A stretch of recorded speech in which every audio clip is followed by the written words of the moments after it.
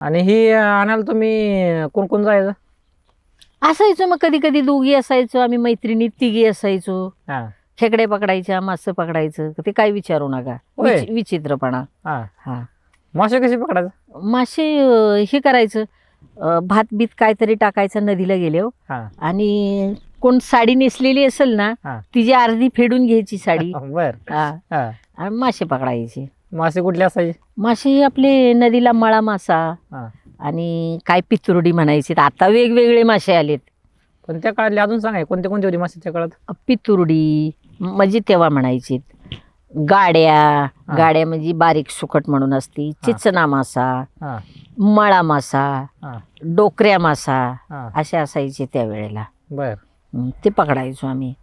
तर ते पकडायचे आणि मग हे मैत्रिणीनंच करायचं कसलं का होईना, हा. आणि ते आम्हीच खायचं. कुठं करायचे? माझ्या घरी. होय. हा घरी येऊन येत होते. हा